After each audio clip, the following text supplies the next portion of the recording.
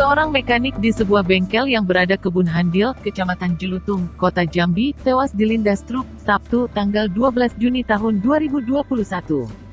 Peristiwa tragis tersebut terjadi saat mekanik bernama Agus tersebut sedang bekerja memperbaiki satu unit truk.